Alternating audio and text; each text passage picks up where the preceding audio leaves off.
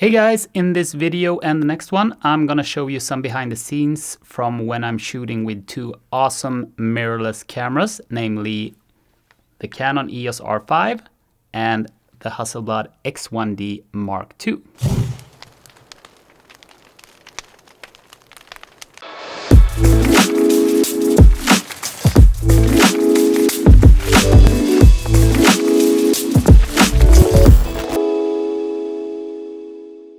First off, this is not a comparison video to find out which camera is the best, because these two cameras are completely different tools for different types of photography. So the idea is more like showing where each one of these cameras shine, because they have lots of differences between them, different features, and they are suited for different types of photography. So in this video we're gonna focus on the EOS R5, and I've put together some behind the scenes footage from when I was shooting race cars at a racetrack recently, and also when I shot some promo photos and videos for a gym clothing brand recently. So let's take a look.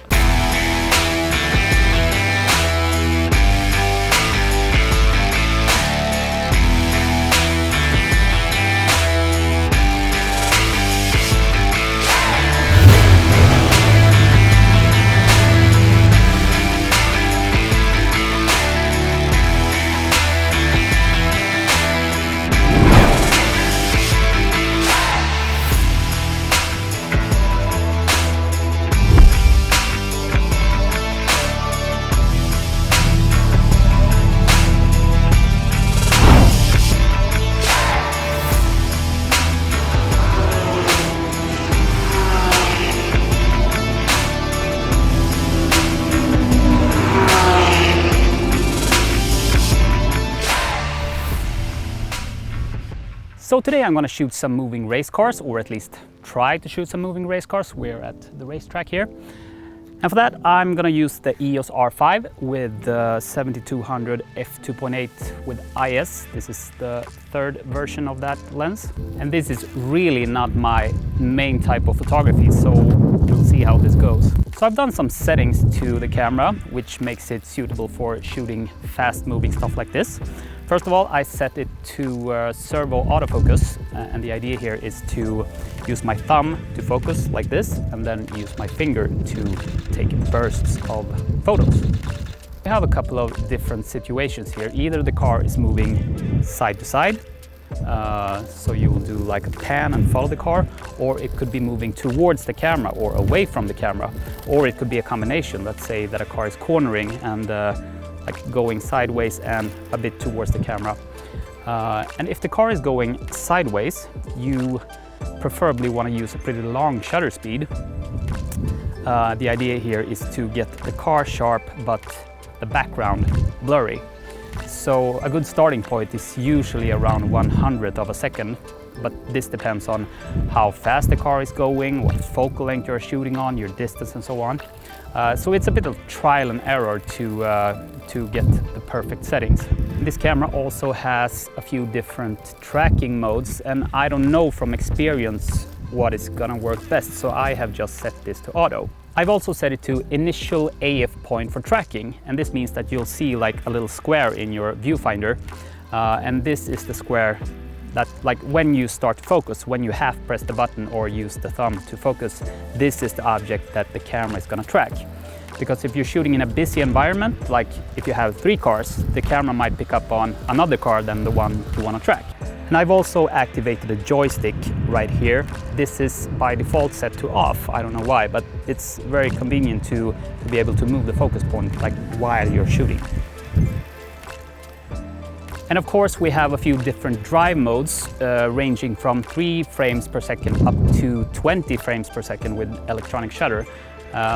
But I'm guessing that 20 frames per second is gonna be like too much. It's gonna result in a lot of images, so I'm gonna keep it at 12 frames per second. And another thing to keep in mind when you're shooting with long shutter speeds in broad daylight, or maybe even sunny weather, is that you will get a very high aperture number, a very small aperture opening. We're talking f16, 18, or maybe even f22. And this creates a problem called diffraction, which results in less sharpness and less level of details all over. Even if you nail the focus, it's gonna look worse than if you're shooting on f8. So f8 is sort of like the sweet spot that we wanna use.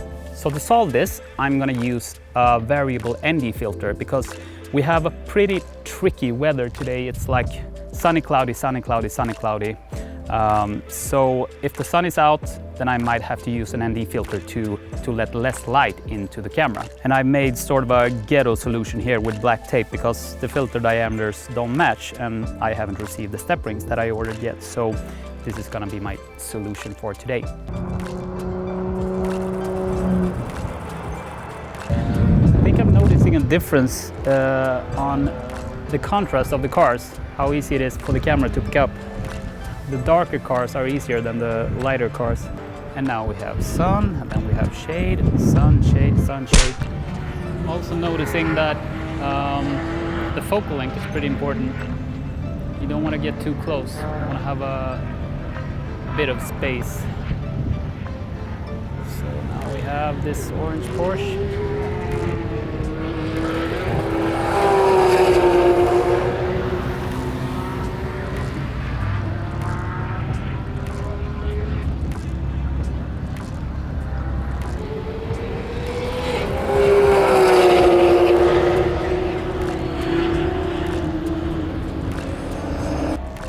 Noticing that different settings are required depending on how fast the cars are driving.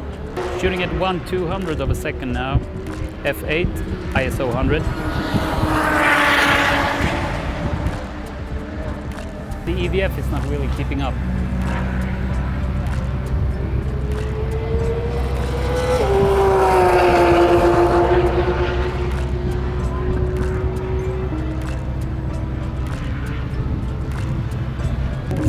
Trying to nail the focus and then just let it rip. So to sum things up, this would not be my first choice for this type of photography, but there were some things I liked and some things I didn't like. Number one is the autofocus and the tracking capabilities of this camera, which is excellent. Once it locked onto a car, it could follow it like without a problem, and you can see in the EVF that it sort of updates really quickly. So autofocus is great. And the one thing that I didn't like about this camera was that the EVF cannot keep up if you're moving the camera too fast. And in those moments when the cars were passing the camera and I was doing the pan and following the cars, that's when I moved the camera the quickest. And since I'm shooting at the same time, I can see like the last shot that I took, I see for a super short moment. And that kind of makes it sort of choppy. And it's enough lag to make you lose track of the car with your eyes. But I mean, I could get good shots anyway, but it's just that compared to a DSLR, this is just not good if you're gonna move the camera really quickly.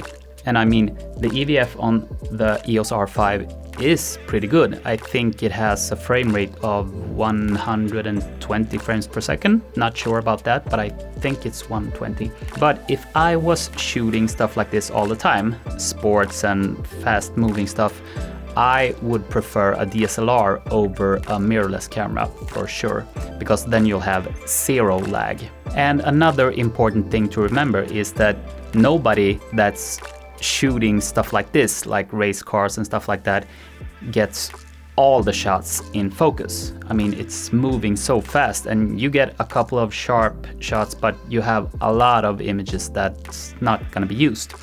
Because I shot, I don't know, 1,500 images this day, and maybe I could pick out, I don't know, 150 keepers or something like that. But then you have a lot of blurry shots that's not gonna be used anyway. But I wanted to put the EOS R5 to the test with this assignment, and I think I did. So let's have a look at a completely different assignment right now.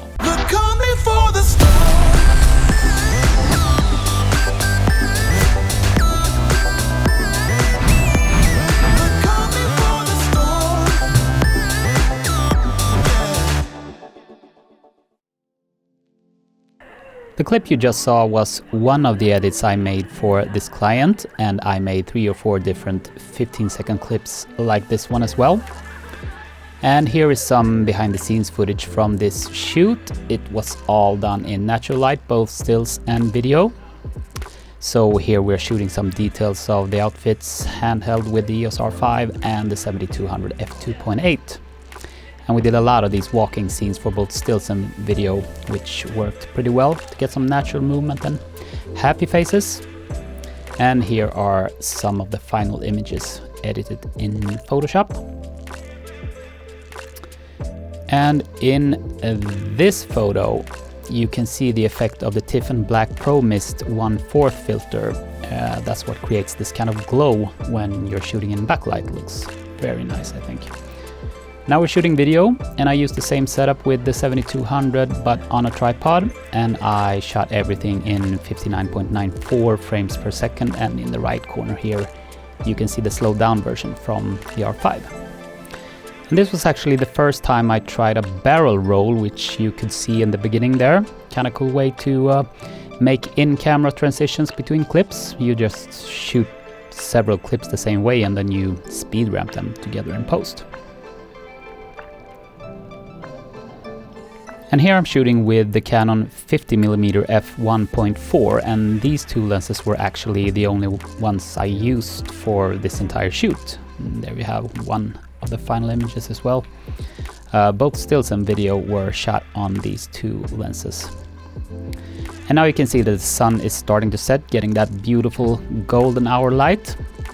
And now I'm actually out of behind the scenes footage, but I'll just throw in some more stills and video from this shoot. And what I'm most happy about from this job is the light in the sunset, the golden hour light, and the way that this Diffraction Black Pro Mist filter worked together with the backlighting. Just a beautiful cinematic filmic look, sort of a glow.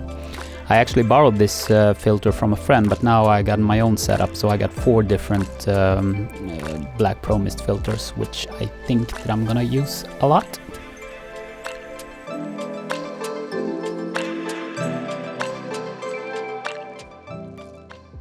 So my thoughts on using the EOS R5 for this type of assignment is that it's perfect. It's the perfect camera for this type of assignment.